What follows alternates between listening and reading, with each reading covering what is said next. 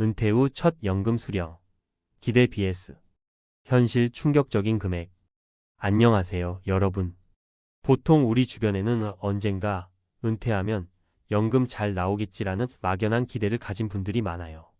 저 역시도 회사 다닐 때는 매달 국민연금을 꼬박꼬박 내고 직장에선 퇴직연금 제도를 운영하니까 나중에 은퇴하면 큰 걱정 없겠지? 하고 생각했던 적이 있거든요. 그런데 막상 은퇴해보니 첫 연금이 생각보다 훨씬 적어서 깜짝 놀란 분들이 정말 많더라고요. 왜 이렇게 예상과 현실의 차이가 큰 걸까요? 그리고 도대체 얼마쯤 받아야 사람답게 산다는 느낌이 드는 걸까요? 오늘은 이 문제에 대해 이야기해볼까 해요. 우리가 아무리 준비를 한다고 해도 은퇴 후의 삶은 직접 겪어봐야 알 수 있다는 말이 있잖아요. 미리부터 자금 계획을 세워놓지 않으면 적은 연금에 허덕이게 되는 순간이 올지도 모릅니다. 제가 만난 분들 중에는 조금은 준비한 것 같은데도 막상 뚜껑을 열어보니 모자라다고 느끼는 분들이 참 많았어요. 그래서 오늘은 실제 사례 3가지를 들어서 은퇴 후 연금이 얼마나 우리의 일상에 큰 영향을 미치는지 구체적으로 살펴보고자 합니다. 사례를 하나씩 이야기해 볼 테니 한번 끝까지 읽어보시고 여러분께도 적용할 수 있는 부분이 있는지 고민해 보시면 좋겠습니다. 1. 30년 일했는데 막상 받아보니 중위권도 안 되더라. 첫 번째 사례는 제 지인인 A씨 이야기예요. A씨는 60세에 은퇴해서 국민연금과 퇴직연금을 동시에 받기 시작했어요. 보통 30년 가까이 일하면 그래도 꽤 받을 거야 라고 생각하기 쉽잖아요. A씨도 그랬대요. 실제로 근속 연수가 상당히 길었고 사업장도 꽤 규모가 있었으니까요. 그런데 막상 연금을 합쳐보니 이게 내가 받을 금액의 전부라고? 싶은 생각이 들었다고 해요. 왜냐하면 월 생활비를 제대로 계산해보니 실제 필요한 돈에 턱없이 부족했기 때문이죠. A씨는 매달 필요한 생활비가 대략 20만 250만 원 정도였다고 해요. 물론 더 쓰면 좋겠지만 근검 절약한다고 치고 그 정도로 계획을 세웠죠. 그런데 국민연금 퇴직연금을 합쳐도 150만 원 정도밖에 안 되더래요. 게다가 국민연금이 오래 납부했다고 해도 중간에 소득이 높았다, 낮았다 하다 보니 생각했던 것만큼 안 나왔고 퇴직연금도 여러 사정이 겹쳐서 적립금이 충분치 않았던 겁니다. 문제는 그만큼의 연금으로는 월세나 관리비, 식비, 교통비 등을 다 충당하기도 빠듯하다는 거죠. 은퇴 전에는 카드값이 조금 부족하면 월급에서 보태면 됐는데 이젠 그게 안 되잖아요. 그래서 자녀나 지인에게 손을 벌리는 경우가 생기기도 하고 모아둔 적금이나 금융상품에서 조금씩 돈을 꺼내 쓰게 되면서 나중엔 쓸 수 있는 돈이 줄어드는 악순환에 빠지고 말아요. A씨가 내가 30년 동안 열심히 일했는데도 첫 연금이 이렇게 조금일 줄은 꿈에도 몰랐다고 말할 때 진짜 허탈해 보이더라고요. 2. 대기업 퇴직연금 믿었다가 5년 만에 바닥날 뻔한 B씨. 두 번째 사례는 B씨 이야기입니다. B씨는 대기업에서 25년 넘게 근무했고 그래서 스스로 굉장히 든든하다고 생각했어요. 내가 국민연금은 말할 것도 없고 퇴직연금도 소소하게 들어와 줄 테니 별 걱정 없겠지. 집도 하나 있으니 월세 수입도 기대할 수 있고 이런 식으로 생각한 거죠. 그런데 막상 은퇴 후 첫 연금을 받아보니까 정말 생활에 여유가 생길 정도는 아니었던 거예요. 게다가 B씨는 58세에 조기퇴직을 했는데 국민연금은 만 60세부터가 아니라 더 늦게부터 받잖아요. 수령 시점을 앞당기면 할인된 금액을 받게 되고요. 이 문제를 잘 몰라서 단순히 60살 되면 받을 줄 알았는데 왜 이렇게 적지? 하며 당황했다고 해요. 퇴직연금 역시 매달 일정 금액만 나오다 보니 자녀 교육비나 집 수리비 같은 예상치 못한 목돈 지출이 생기면 결국 다른 저축을 깨야 했습니다. 그렇게 몇 년을 버티고 나니 소위 둑이 무너진다는 말처럼 적립해둔 여윳돈이 점점 소진되기 시작한 거예요. B씨가 가장 억울해했던 건 대기업이면 노후 준비가 어느 정도 보장된다는 세간의 인식이 실제와 달랐다는 점입니다.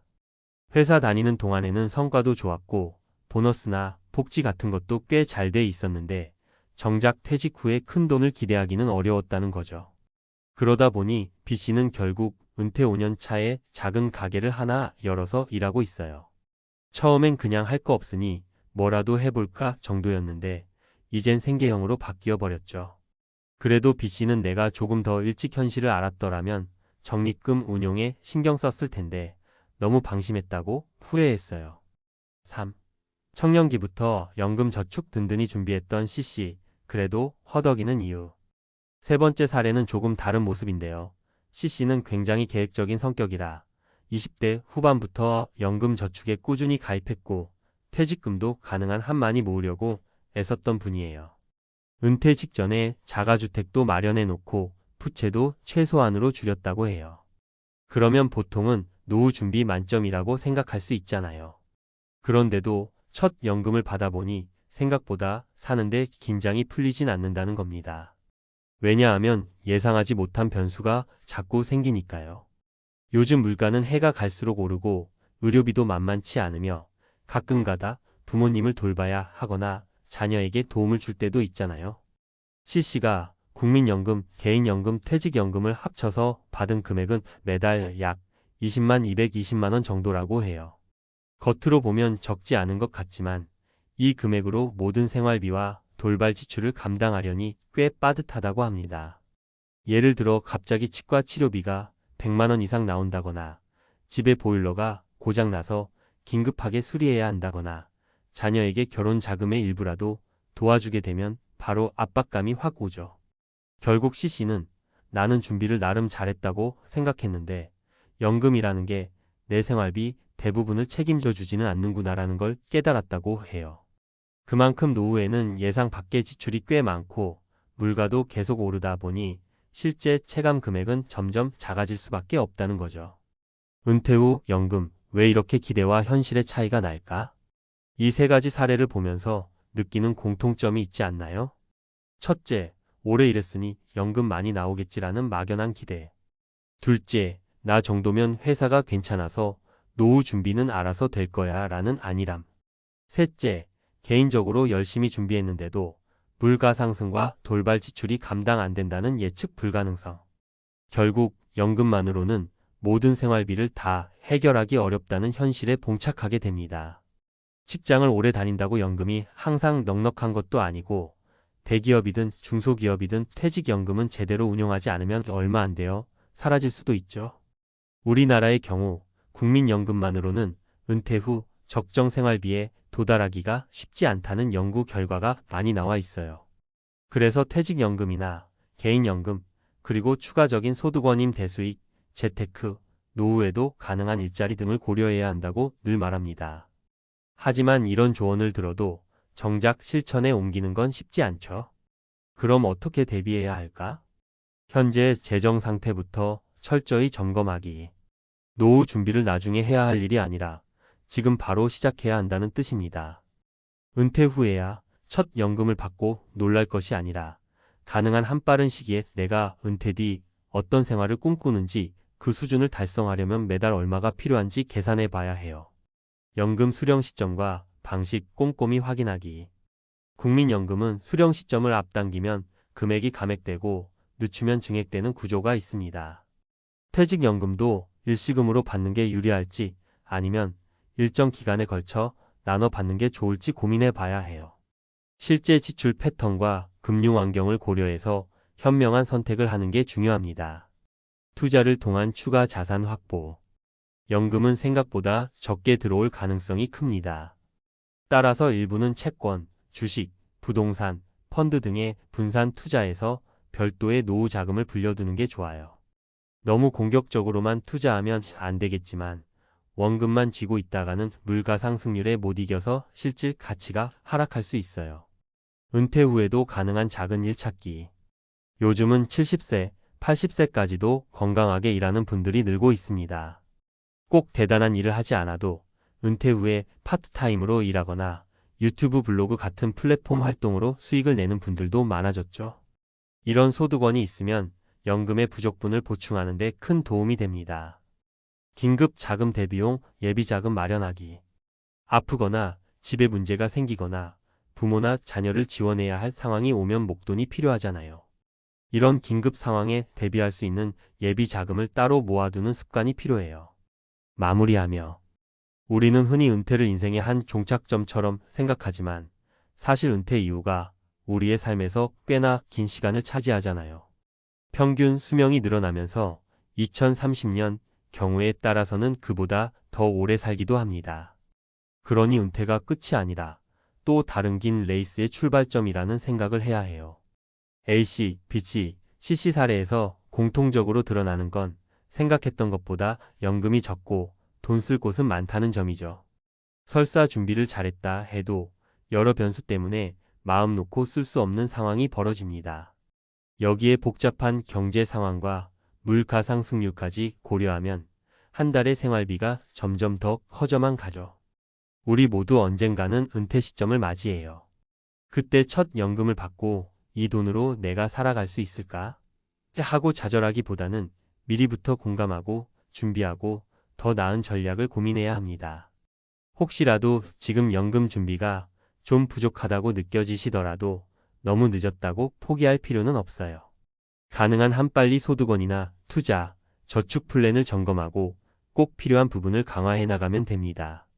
연금으로 노후 생활의 전부가 해결될 거야 라는 환상을 버리고 조금이라도 빨리 현실을 직시하는 게 중요하죠. 오늘 공유한 사례들이 여러분이 은퇴 후 삶을 준비하는 데 있어서 한 번쯤 곰곰이 생각해 볼 계기가 되었으면 좋겠습니다. 결국 우리의 노후는 준비한 만큼 혹은 방심한 만큼 차이가 크게 납니다. 첫 연금이 입금되는 순간 기대와 현실이 부딪히더라도 너무 놀라지 않도록 그리고 인생 후반전이 즐거울 수 있도록 지금부터 꼼꼼히 살펴봐야 하지 않을까요? 안녕하세요. 혹시 은퇴 후에 뭘 해야 할까? 하고 고민해 본 적 있으신가요? 많은 분들이 오랜 시간 직장에 몸담았다.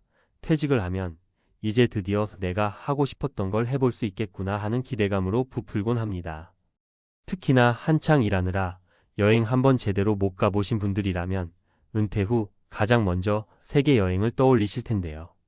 그 자체로는 정말 멋지고 값진 경험이 될 수 있습니다. 하지만 준비 없이 무작정 떠나버리면 기대와 전혀 다른 암울한 결말을 맞이할 수도 있다는 사실 알고 계셨나요? 오늘은 퇴직한 58세 은행원이 꿈꾸던 세계여행, 돌아온 건 외로움과 파산뿐 이라는 한 문장 속에 담긴 교훈에 대해 이야기를 나눠보려고 해요. 은퇴를 앞두고 있거나 이미 은퇴 생활을 시작하신 분들에게 그리고 먼 미래지만 미리 준비하고 싶으신 모든 분들에게 조금이라도 도움이 될 수 있는 글이 되었으면 좋겠습니다. 본론. 사실 은퇴 후 세계 여행이라는 말만 들어도 가슴이 두근거리는 분들 많으시죠? 잔잔한 지중해 크루즈, 숨 막히게 멋진 유럽의 고성, 미국 대륙을 횡단하는 캠핑카 여행까지. 저 역시도 언젠가 꼭 해보고 싶은 일 중 하나예요.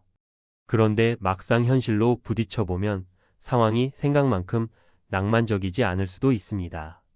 오늘은 그러한 상황이 어떻게 벌어지는지 3가지 사례를 통해 좀 더 구체적으로 알아보겠습니다. 일 한 방에 쓰고 말자. 는 위험한 접근. 첫 번째 사례는 너무나도 흔하게 벌어지는 일입니다. 은퇴 직후 모아둔 퇴직금과 적금을 탈탈 털어 6개월 혹은 1년 정도의 장기 세계 여행에 도전하는 분들이 있죠. 그 중에서도 58세까지 은행원으로 일했던 어씨 이야기입니다. 어씨는 퇴직금이 꽤나 넉넉하다고 생각했습니다.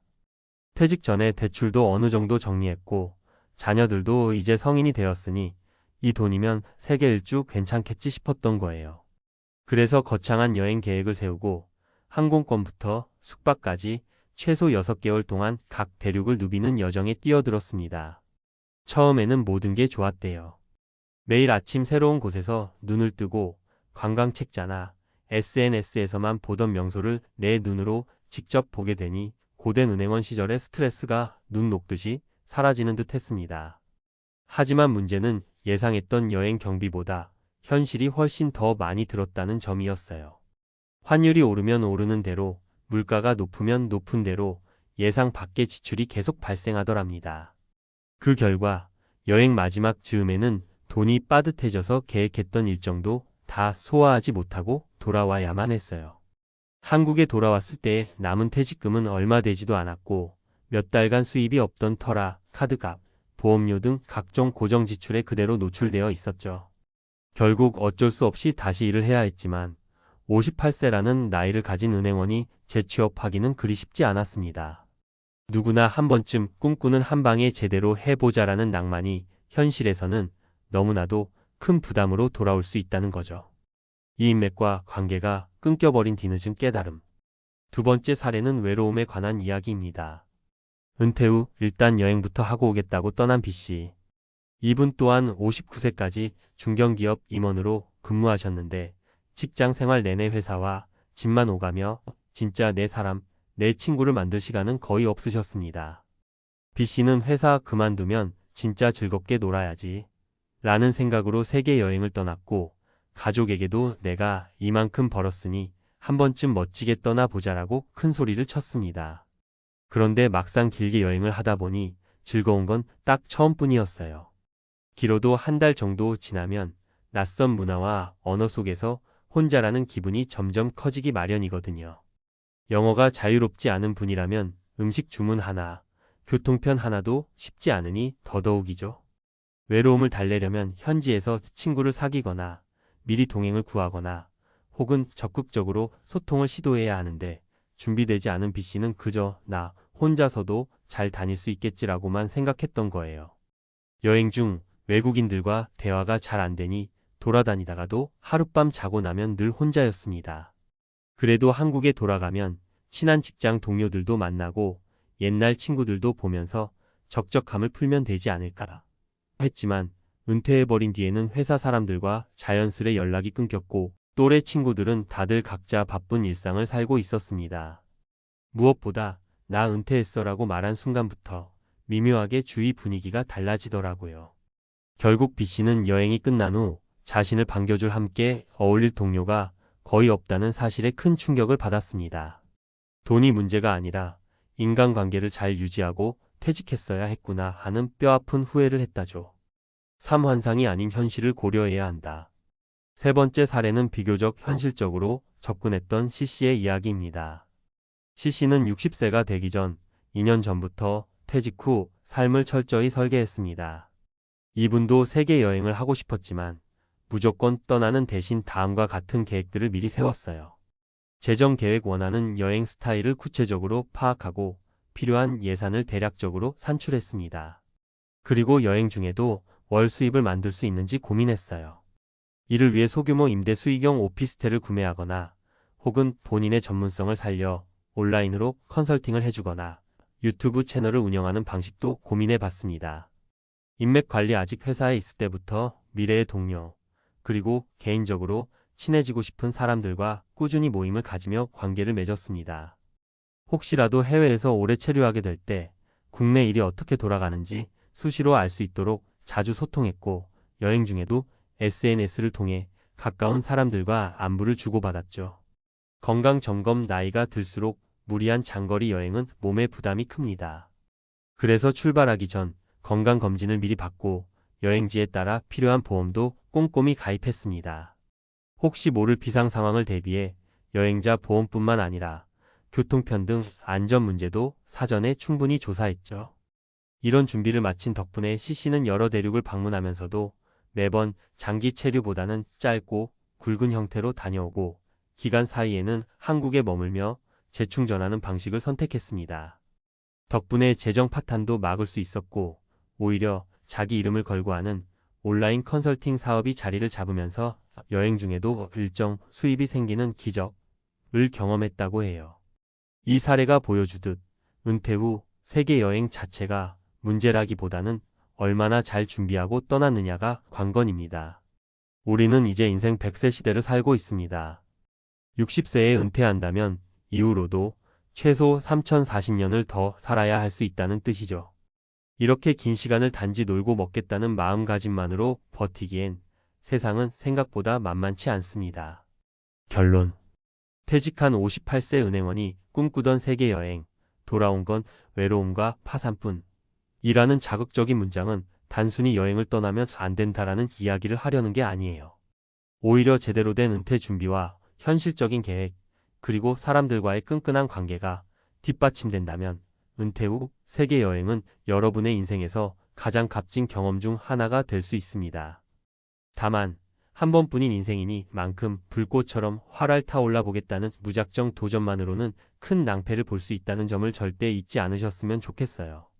여행 경비, 이후의 재취업 또는 지속 가능한 수입 구조, 가족 또는 친구들과의 관계, 그리고 몸과 마음의 건강까지 꼼꼼히 살펴본다면 그때 떠나는 여행은 실패의 아이콘이 아니라 성공의 아이콘이 될 수 있을 겁니다. 은퇴라는 건 결국 또 다른 인생의 시작이니까요. 여러분께서도 자신만의 은퇴 후 로망을 간직하고 계시다면 오늘부터 한 걸음씩 준비를 시작해 보시는 건 어떨까요? 미리 준비하고 간다면 분명히 훨씬 더 즐겁고 의미 있는 시간들로 채워질 거라 믿습니다. 여행이든 창업이든 새로운 배움이든 간에 꿈은 절대 늦지 않았으니까요. 우리 모두 후회 없는 은퇴 생활, 그리고 멋진 세계 여행을 위해 조금씩 하지만 확실하게 발을 내디뎌 봅시다. 요즘 들어 주변에서 은퇴 후 어떻게 살아야 하지? 라는 고민을 하는 분들이 정말 많아요.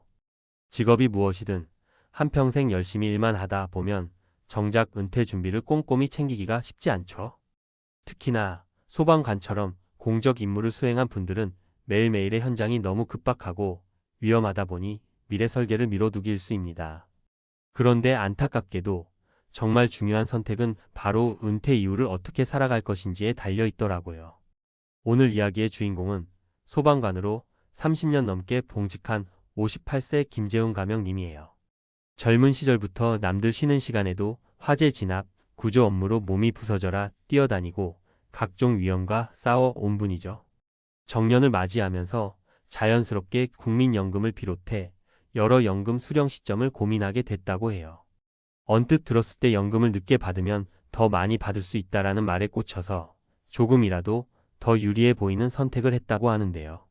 막상 은퇴를 하고 나니 생각지 못했던 생활비 공백, 몸이 예전 같지 않아서 추가로 일자리 구하기 어려운 현실, 그러면서 예상치 못한 치료비와 각종 지출이 겹치면서 큰 어려움을 겪게 되었다고 합니다. 오늘은 이런 이야기를 통해 은퇴 후 삶을 어떻게 준비해야 하는지 같이 생각해 볼까 해요. 1. 김재훈 님의 첫 번째 좌절 예상치 못한 생활비 부족. 소방관으로 일했을 때는 매달 월급이 꼬박꼬박 들어오고 당연히 각종 수당도 있었죠. 그런데 막상 은퇴를 하고 나니 이런 식으로 갑자기 월 소득이 사라지는구나 라고 깨닫게 되더랍니다. 게다가 연금을 받으면 어느 정도는 커버가 될 줄 알았는데 연금을 몇 년 미룬 탓에 당장 쓸 돈이 부족해진 거죠. 주변에서는 조금만 더 버티면 연금액이 늘어나니까 그게 훨씬 낫다고들 하니까 당장은 은퇴 자금에서 꺼냈으면 되겠지 하고 쉽게 생각했대요. 막상 은퇴 후 실질적인 생활비를 따져보니 공과금, 식비, 부부 건강검진비, 부모님 용돈, 심지어 취미생활 비용까지 하나하나 모자람이 느껴지는 상황이었어요. 이러다 보니 빨리 다른 일을 찾아야겠다라고 마음먹었지만 이미 58세이고 요즘 몸 상태도 예전만 못하다 보니 체력적으로 소화할 수 있는 일이 마땅치 않았습니다. 소방관 시절에는 누구보다 건강을 자신했지만 막상 은퇴하고 나니 근무 시절 쌓였던 무릎 관절 통증, 허리 질환 등이 발목을 잡기 시작했죠. 결국 몇 개월 만에 적금, 예적금까지 깼으면서 생활을 이어가야 했다고 합니다. 2. 다른 사람들의 사례에서 배운 교훈. 사실 김재훈님 사례만 있는 게 아니에요. 주변을 둘러보면 은퇴 준비를 제대로 하지 못해서 힘든 상황에 부닥친 분들이 적지 않습니다. 여기 비슷한 고민으로 힘들어했던 세 사람의 이야기를 들어볼게요. 사례 A 62세 건설 현장 소장 난 퇴직금만 믿었다가 건설회사에서 꽤 높은 직급까지 올라가셨던 박성호 가명님은 정년 퇴임 후에 퇴직금만 넉넉히 받아놓으면 은퇴 생활이 여유로울 줄 알았다고 해요. 그런데 현실은 달랐습니다. 막상 퇴직금을 받자마자 자녀 결혼자금, 주택담보대출 일부 상환 등에 우르르 들어가다 보니 정작 생활비로 쓸 돈이 얼마 남지 않는 겁니다. 더군다나 박성호 님도 연금 수령을 늦추면 연간 수령액이 오른다니까 좀 더 늦춰보자라고 결심했는데 월급이 끊긴 순간부터 생활비 블랙홀이 시작되어 버린 거예요. 어떤 달은 카드값이 밀려서 곤란을 겪기도 했고 결국 임시직이나 일용직을 전전하며 겨우겨우 생활비를 마련하고 있다고 합니다. 교훈 퇴직금이 생각보다 빨리 소진될 수 있어요. 특히 큰 돈을 한 번에 받는 경우 막상 받아도 쓸 곳이 정해져 있다 보면 실제로 남는 금액은 얼마 안 된다는 거죠. 여기서 연금 수령 시점을 늦추는 전략은 계획 없이 하면 위험할 수 있습니다. 연금 늦춘 만큼 당장 들어올 현금 흐름이 사라지니까요. 사례 B 57세 보험 설계사 정년이 없다고 방심했는데 경기 침체에 무너져 버렸어요. 보험업계는 정년이 따로 없다고들 하잖아요. 그래서 이수진가명님은 나는 언젠가 일이 줄겠지만 그래도 지속적으로 계약을 조금씩은 유치할 수 있겠지라고 생각했다고 해요. 그런데 코로나 시기와 경기 침체가 겹치면서 영업이 확 줄어들고 신규 고객도 찾기 어려워졌습니다. 그래도 조금 더 버티면 나중에 연금 수령액이 올라간다라는 마음으로 연금 수령 시점을 미뤘는데 갑작스러운 소득 감소가 닥치니까 당장 월세 내기도 빠듯해진 거예요. 본인은 당장 영업에 매진하려 했지만 나이도 있고 시장이 워낙 힘들다 보니 성과가 나오지 않았고 결국 수입 공백기가 길어졌다고 하더라고요. 교훈 정년이 없는 직종일지라도 시장 상황이나 내 체력 연령대에 따라 수입은 크게 변동될 수 있어요. 심지어 예상 밖의 외부 변수 경기 침체, 질병, 산업 트렌드 변화 등가 한 번이라도 크게 충격을 주면 그때는 버텨낼 만한 자금이 필요합니다. 연금 수령 시점이 늦춰진 상태라면 버티기 위한 자금이 제대로 확보되어 있어야겠죠. 사례 C 63세 자영업자, 가게가 망해버리자 연금은 나중에 받기로 한 게 독이 됐어요. 고깃집을 20년 가까이 운영해온 최정민 가명님 부부는 가게만 잘 굴러가면 몇 년 뒤에 연금 받는 게 더 이득이니까라고 믿었어요. 그래서 국민연금도 개인연금도 모두 수령 시기를 미뤘죠. 그런데 코로나 이후 급격히 매출이 떨어지면서 결국 가게를 접게 됐습니다. 어느 순간 월세, 인건비, 재료비가 매출을 아득히 초과해버린 거예요. 그렇다고 당장 다른 일을 찾자니 나이도 있고 여러 대출까지 겹쳐서 힘든 상황이 되어버렸죠. 그때야 미리 연금을 받았더라면 차라리 생활비라도 어느 정도 마련됐을 텐데라며 후회가 밀려들었다고 해요. 교훈 자영업은 특히 경기 흐름에 크게 좌우돼요. 장사가 잘 될 때야 연금을 늦춰서 조금 더 나중에 크게 받자라는 생각이 들 수 있지만 한번 가게가 기울면 곧바로 생활고와 부채 상황에 직면하게 됩니다.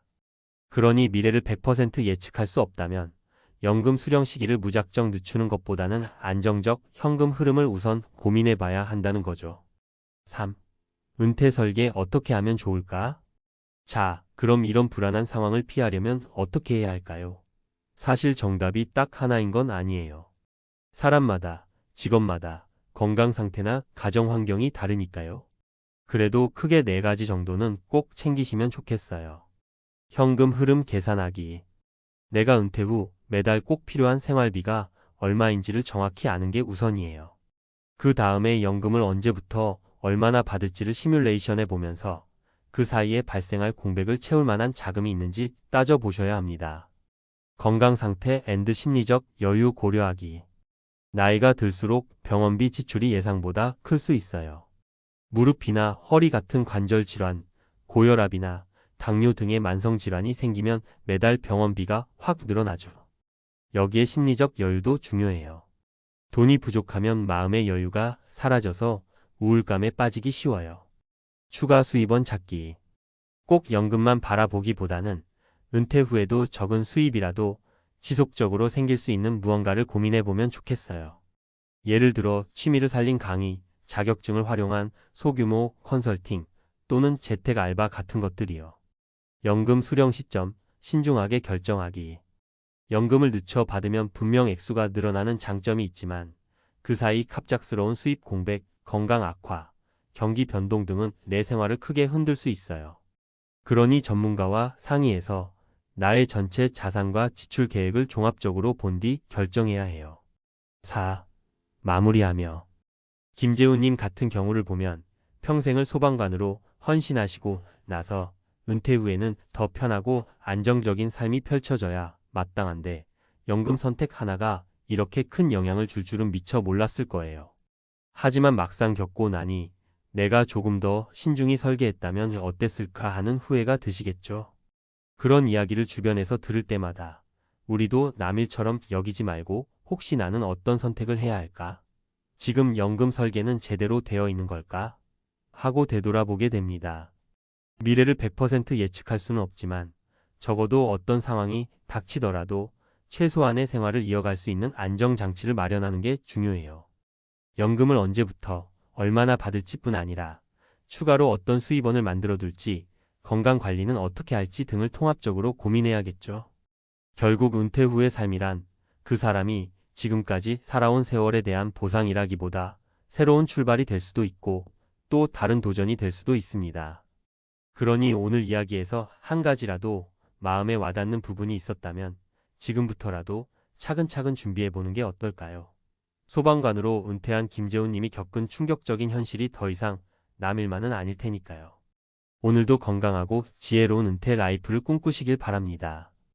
은퇴 후 우리 부부가 사는 법, 경제적 독립, 주거 독립, 그리고 행복 찾기. 여보, 이제 회사 안 가도 돼. 은퇴는 긴 마라톤을 끝내고 결승선을 통과하는 것과 같습니다. 30년 넘게 앞만 보고 달려왔으니 이제 좀 쉬어도 되지 않겠어요. 하지만 은퇴는 끝이 아니라 새로운 시작입니다. 지금부터 우리 부부가 어떻게 살아갈지 함께 계획하고 준비해야죠. 그래, 이제 우리 둘만 생각하며 살자. 은퇴 후 삶의 질을 결정하는 가장 중요한 두 가지는 바로 경제적 독립과 주거 독립입니다. 돈 걱정 없이 내 마음대로 살 수 있는 공간에서 우리만의 행복을 찾아야죠. 지금부터 실제 사례를 통해 은퇴 후 삶을 어떻게 꾸려나갈지 함께 고민해 봅시다. 1. 경제적 독립. 쌈짓돈 걱정 없이 여유로운 노후. 돈 걱정 없이 살려면 얼마나 있어야 할까? 솔직히 말해서 돈 걱정 없이 살려면 얼마가 필요한지 딱 잘라 말하기는 어렵습니다. 사람마다 생활 수준과 소비 패턴이 다르니까요. 하지만 한 가지 확실한 건 국민연금만으로는 턱없이 부족하다는 겁니다. 국민연금만 믿었다가는 큰일 나요. 국민연금은 기본적인 생활을 유지하는 데 도움이 되지만 여행이나 취미생활을 즐기기에는 턱없이 부족합니다. 그래서 개인연금, 퇴직연금, 주택연금 등 다양한 연금 상품을 활용해서 노후 소득을 보완해야 합니다. 젊을 때부터 조금씩 준비해야죠. 젊을 때부터 조금씩이라도 노후 자금을 마련하는 것이 중요합니다. 적금, 펀드, 주식 등 다양한 투자 방법을 통해 돈을 불려나가는 것도 좋은 방법입니다. 은퇴 후에도 일을 할 수 있을까? 은퇴 후에도 파트타임이나 프리랜서 등으로 일을 하면서 소득을 얻을 수 있습니다. 좋아하는 일을 하면서 돈도 벌 수 있다면 더할 나위 없겠죠? 사례 1. 착실한 준비로 노후 걱정 없는 부부. 김씨 부부는 30대부터 꾸준히 노후 자금을 마련해 왔습니다. 국민연금 외에도 개인연금, 퇴직연금에 가입하고 매달 적립식 펀드에 투자했습니다. 덕분에 은퇴 후에도 걱정 없이 편안한 생활을 누리고 있습니다. 2. 주거 독립. 우리만의 아늑한 보금자리. 은퇴 후에는 어디서 살아야 할까? 은퇴 후 주거 문제는 삶의 만족도에 큰 영향을 미칩니다. 자녀와 함께 살 것인지, 따로 살 것인지, 도시에 살 것인지, 시골에 살 것인지 등 다양한 선택지가 있습니다. 자녀와 함께 살면 좋을까? 자녀와 함께 살면 외롭지 않고 손주들과 함께 시간을 보내는 즐거움도 누릴 수 있습니다. 하지만 사생활 침해, 갈등 등의 문제가 발생할 수도 있으니 신중하게 결정해야 합니다. 따로 살면 더 좋을까? 따로 살면 자유롭고 독립적인 생활을 누릴 수 있습니다. 하지만 외로움, 경제적 부담 등의 어려움을 겪을 수도 있으니 미리 대비해야 합니다. 도시 vs 시골, 어디가 더 좋을까? 도시는 편리한 생활 인프라를 갖추고 있지만 주거 비용이 비싸고 삭막하다는 단점이 있습니다. 시골은 자연 친화적인 환경에서 여유로운 삶을 누릴 수 있지만 의료시설 부족, 교통 불편 등의 문제가 있습니다. 내 집 마련 꼭 해야 할까? 내 집 마련은 안정적인 주거 환경을 제공하지만 목돈이 필요하고 유지 보수 비용도 만만치 않습니다. 전세, 월세 등 다양한 주거 형태를 고려해보는 것도 좋습니다. 사례 2. 귀촌으로 제2의 인생을 시작한 부부. 박씨 부부는 은퇴 후 도시 생활을 정리하고 시골로 귀촌했습니다. 직접 텃밭을 가꾸고 마을 사람들과 교류하며 활기찬 노후를 보내고 있습니다. 3. 행복 찾기 은퇴 후에도 즐겁게 살기. 은퇴 후에는 뭘 하면서 살아야 할까? 은퇴 후 삶의 만족도를 높이려면 새로운 취미를 찾거나 봉사활동에 참여하거나 여행을 떠나는 등 다양한 활동을 시도해 보는 것이 좋습니다. 새로운 취미를 찾아볼까? 그림 그리기, 악기 연주, 운동 등 평소 하고 싶었던 취미를 시작해 보세요. 새로운 사람들을 만나고 활력을 얻을 수 있습니다. 봉사활동으로 보람을 느껴볼까? 봉사활동은 사회에 기여하고 보람을 느낄 수 있는 좋은 방법입니다. 지역 사회에 도움을 주면서 새로운 인간관계를 형성할 수도 있습니다. 여행으로 견문을 넓혀볼까? 여행은 견문을 넓히고 스트레스를 해소하는 데 도움이 됩니다. 국내 여행, 해외여행 등 다양한 여행을 통해 새로운 경험을 쌓아보세요. 사례 3 봉사활동으로 삶의 활력을 찾은 부부. 이 씨 부부는 은퇴 후 지역 복지관에서 봉사활동을 시작했습니다. 어려운 이웃을 돕고 함께 웃고 울면서 삶의 활력을 되찾았습니다. 여보, 우리 이제부터 진짜 우리 인생을 살아보자. 은퇴 후 삶은 새로운 시작입니다. 경제적 독립과 주거 독립을 이루고 자신만의 행복을 찾아 떠나세요. 지금까지 열심히 살아온 당신에게는 충분히 그럴 자격이 있습니다. 전문가 칼럼 김씨 부부에게 배우는 은퇴 준비 노하우. 30대부터 시작한 꾸준한 노력, 은퇴 후 삶의 질을 바꾸다. 안녕하세요. 은퇴 설계 전문가 김재석입니다. 오늘은 30대부터 착실하게 노후를 준비해 은퇴 후에도 걱정 없이 편안한 삶을 누리고 있는 김씨 부부의 사례를 통해 성공적인 은퇴 준비 전략을 알아보겠습니다. 김씨 부부의 은퇴 준비 비결 3가지 키워드. 김씨 부부의 은퇴 준비는 크게 3가지 키워드로 요약할 수 있습니다. 조기 시작 30대부터 노후 준비를 시작하여 복리 효과를 극대화했습니다. 다층적 준비 국민연금 외에도 개인연금, 퇴직연금 등 다양한 연금 상품을 활용하여 안정적인 노후 소득을 확보했습니다. 분산 투자 적립식 펀드를 통해 장기적으로 안정적인 투자를 실천했습니다. 30대부터 시작하는 노후 준비, 왜 중요할까요? 흔히들 노후 준비는 40대, 50대부터 시작해도 늦지 않다고 생각합니다. 하지만 30대부터 시작하면 복리 효과를 통해 더 많은 자금을 마련할 수 있습니다.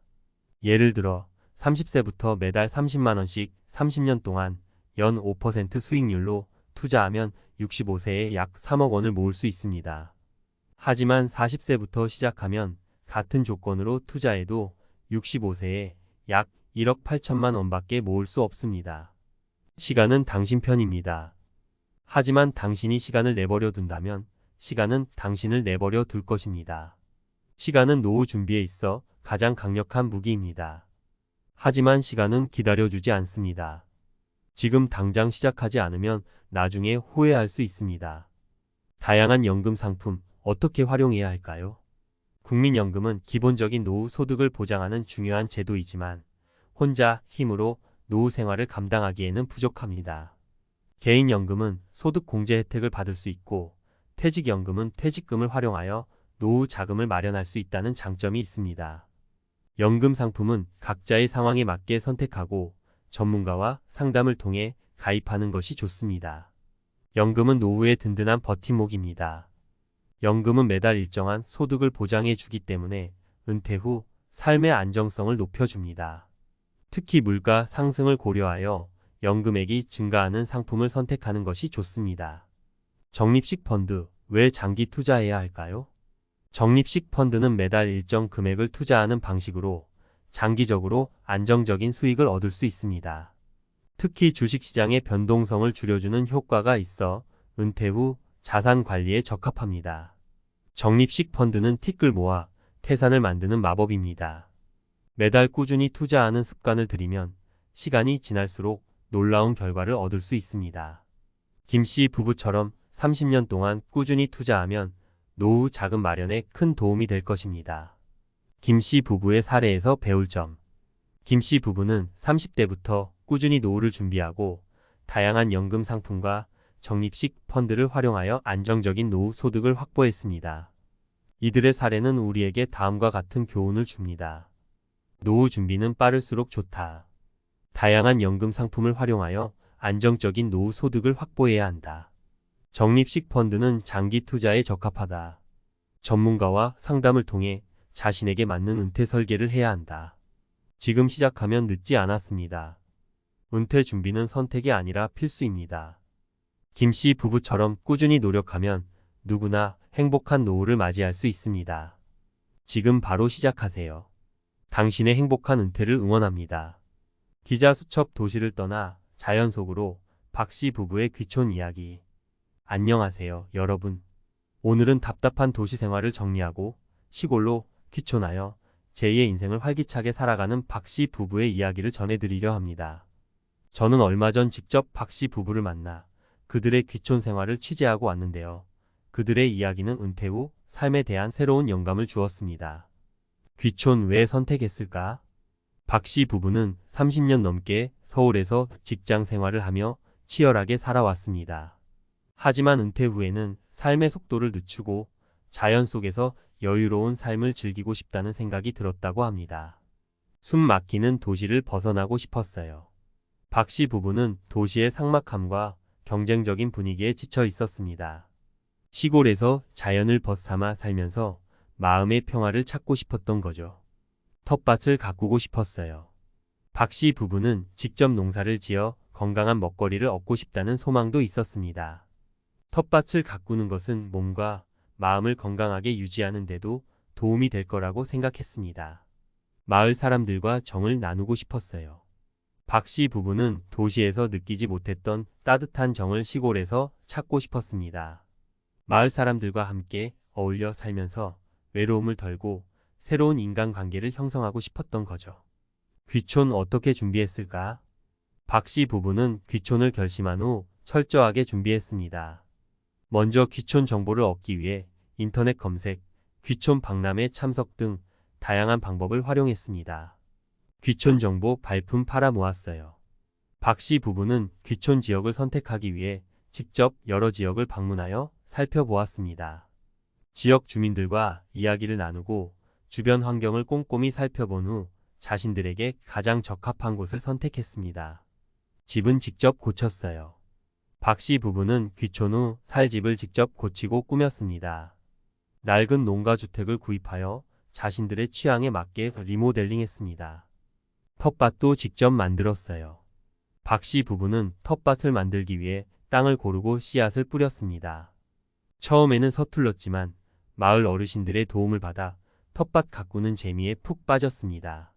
귀촌 어떤 어려움이 있었을까? 박 씨 부부는 귀촌 초기에는 적응하는데 어려움을 겪었습니다.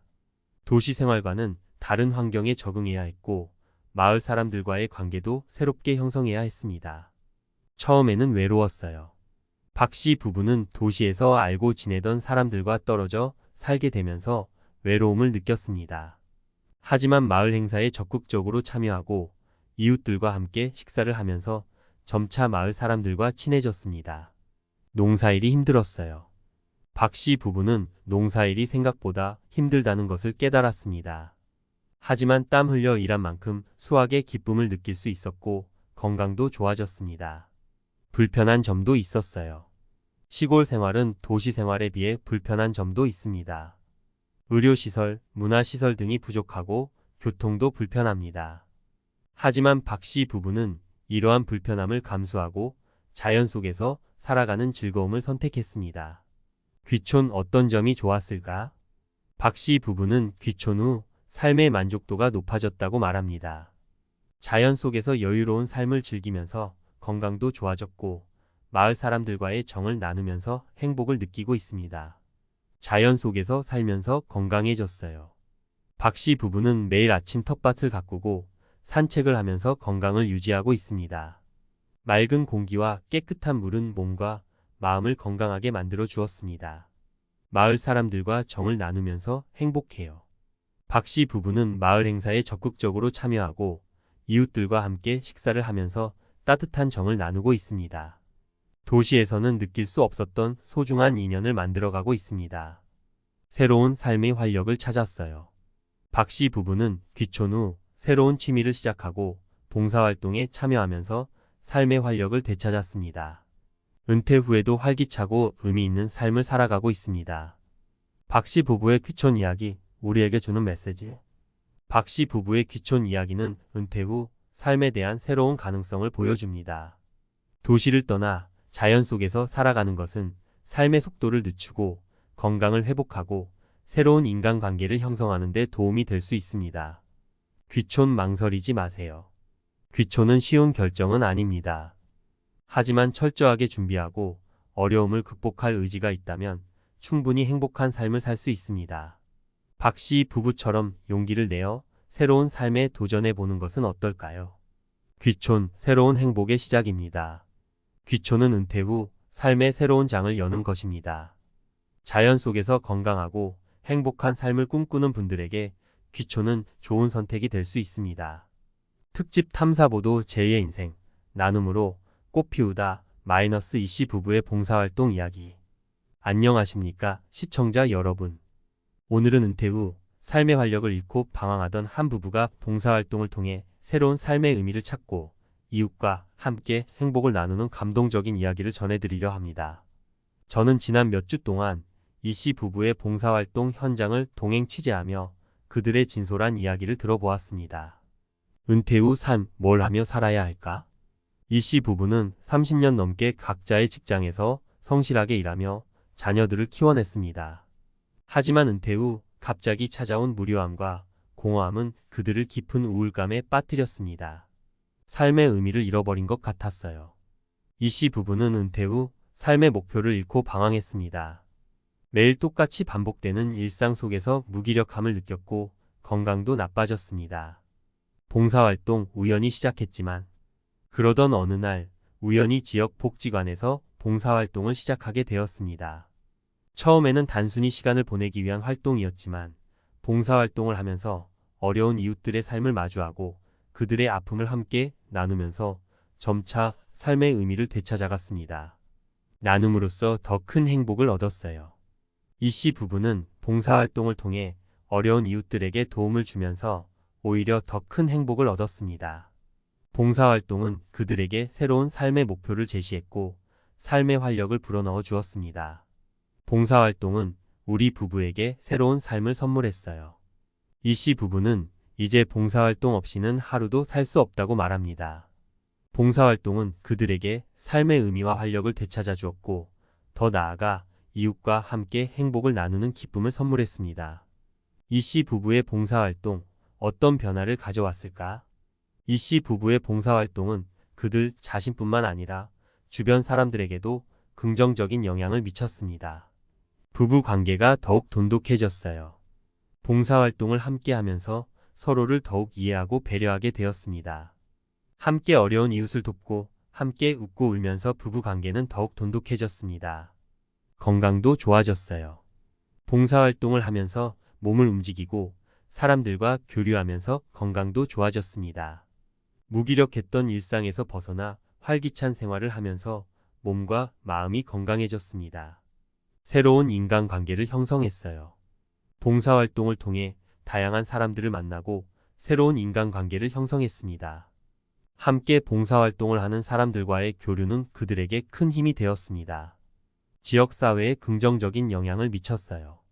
이씨 부부의 봉사활동은 지역사회에 긍정적인 영향을 미쳤습니다. 어려운 이웃들에게 도움을 주고 지역사회의 활력을 불어넣었습니다. 이씨 부부의 이야기, 우리에게 주는 메시지. 이씨 부부의 이야기는 은퇴 후 삶의 방향을 고민하는 많은 사람들에게 희망과 용기를 줍니다. 봉사활동, 은퇴 후 삶의 새로운 활력소가 될 수 있습니다. 봉사활동은 은퇴 후 무료함과 공허함을 달래고 삶의 의미를 되찾는 데 도움이 될 수 있습니다. 봉사활동을 통해 어려운 이웃들에게 도움을 주면서 오히려 더 큰 행복을 얻을 수 있습니다. 나눔은 또 다른 행복의 시작입니다. 나눔은 자신뿐만 아니라 다른 사람들에게도 행복을 가져다 줍니다. 이웃과 함께 행복을 나누면서 더욱 풍요로운 삶을 살 수 있습니다. 지금 바로 봉사활동을 시작해 보세요. 봉사활동은 특별한 사람들만 하는 것이 아닙니다. 누구나 마음만 있다면 봉사활동을 시작할 수 있습니다. 작은 나눔이 큰 변화를 만들 수 있습니다. 이씨 부부처럼 당신도 봉사활동을 통해 새로운 삶을 시작할 수 있습니다. 이씨 부부의 이야기는 은퇴 후 삶의 방향을 잃고 방황하는 사람들에게 희망을 줍니다. 봉사활동을 통해 삶의 의미를 되찾고 이웃과 함께 행복을 나누는 삶을 시작해 보는 것은 어떨까요? 저는 이 씨 부부의 봉사활동 현장을 취재하면서 나눔의 가치와 봉사활동의 중요성을 다시 한번 깨달았습니다. 이 씨 부부처럼 봉사활동을 통해 삶의 활력을 되찾고 이웃과 함께 행복을 나누는 사람들이 더 많아지기를 바랍니다. 은퇴 후 우리 부부가 사는 법 과학적 근거와 이론을 바탕으로 행복한 노후 설계하기. 여보, 이제 회사 안 가도 돼. 드디어 우리 둘만의 시간을 마음껏 누릴 수 있게 됐어. 하지만 솔직히 말해서 걱정도 돼. 은퇴 후 삶을 어떻게 꾸려나가야 할지 막막하기도 하고 돈 걱정도 되고, 그래서 오늘은 과학적 근거와 이론을 바탕으로 우리 부부의 행복한 노후 설계를 위한 몇 가지 이야기를 해볼까 해. 1.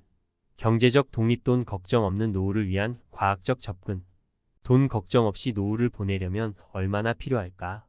이 질문에 대한 답은 사람마다 다르겠지만 과학적인 연구 결과를 참고하면 좀 더 명확한 그림을 그릴 수 있어. 행복 경제학에서는 소득과 행복의 관계를 연구하는데 일정 수준 이상의 소득이 넘어가면 추가적인 소득 증가가 행복에 미치는 영향은 미미하다고 해. 즉, 엄청난 부자가 되지 않더라도 충분히 행복한 노후를 보낼 수 있다는 거지.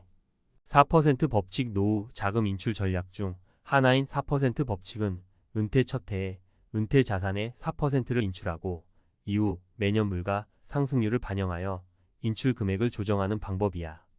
이렇게 하면 은퇴 자금이 30년 이상 유지될 가능성이 높다고 해. 3층 연금 시스템. 국민연금, 퇴직연금, 개인연금으로 구성된 3층 연금 시스템은 안정적인 노후 소득을 확보하는 데 도움이 돼. 각 연금의 특징을 이해하고 자신에게 맞는 상품을 선택하는 것이 중요해. 포트폴리오 투자. 분산 투자는 위험을 줄이고 안정적인 수익을 얻는 데 효과적인 방법이야. 주식, 채권, 부동산 등 다양한 자산에 분산 투자하여 안정적인 노후 자금을 마련할 수 있어. 2. 주거 독립. 나만의 공간에서 누리는 행복. 주거 환경은 삶의 질에 큰 영향을 미치는 요소 중 하나야. 은퇴 후에는 자녀와 함께 살 것인지, 따로 살 것인지, 도시에 살 것인지, 시골에 살 것인지 등 다양한 선택지를 고려해야 해. 심리적 안정감. 나만의 공간은 심리적 안정감을 제공하고 자존감을 높이는 데 도움이 돼. 은퇴 후에도 독립적인 생활을 유지하면서 자유롭게 시간을 보낼 수 있는 공간을 마련하는 것이 중요해. 사회적 연결. 주거 환경은 사회적 연결에도 영향을 미쳐.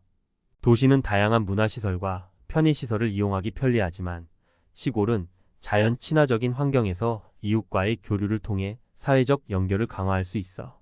건강 증진. 햇빛, 맑은 공기, 녹지 공간은 건강 증진에 도움이 돼. 은퇴 후 건강한 삶을 위해 자연 친화적인 주거 환경을 고려하는 것도 좋은 선택이야. 3. 행복 찾기. 긍정 심리학으로 행복한 노후 만들기. 긍정 심리학은 행복, 낙관주의, 긍정적인 감정 등을 연구하는 심리학 분야야. 긍정 심리학의 연구 결과를 활용하면 은퇴 후에도 행복한 삶을 살아갈 수 있어. 감사하는 마음. 매일 감사하는 마음을 가지면 행복감을 높이고 스트레스를 줄일 수 있어. 감사 일기 쓰기, 감사 명상 등을 통해 감사하는 습관을 기르는 것이 좋아. 강점 활용. 자신의 강점을 파악하고 이를 활용하여 새로운 도전을 시도해 보는 것은 삶의 활력을 불어넣어 줄 수 있어. 봉사활동, 취미활동 등을 통해 자신의 강점을 발휘하고 성취감을 느껴보는 거야. 사회적 관계. 가족, 친구, 이웃과의 관계는 행복한 노후를 위한 중요한 요소야. 규칙적인 만남, 취미활동 공유 등을 통해 사회적 관계를 유지하고 강화하는 것이 좋아. 추천 도서. 100세 시대, 행복한 부자 되는 법. 고득성, 김진영. 저 노후 준비를 위한 재테크 전략과 행복한 삶을 위한 마음가짐을 제시하는 책이야. 나는 오늘도 경제적 자유를 꿈꾼다. 유목민. 저 경제적 자유를 위한 투자 원칙과 실천 방법을 소개하는 책이야. 시골 빵집에서 자본론을 굽다. 와타나베 이타루. 저 도시를 떠나 시골에서 새로운 삶을 시작한 저자의 경험담을 통해 귀촌 생활의 현실과 행복을 보여주는 책이야. 여보, 우리 함께 행복한 노후를 만들어 가자. 은퇴 후 삶은 새로운 시작이야. 과학적 근거와 이론을 바탕으로 우리 부부만의 행복한 노후를 설계하고 즐겁고 의미 있는 삶을 살아가자.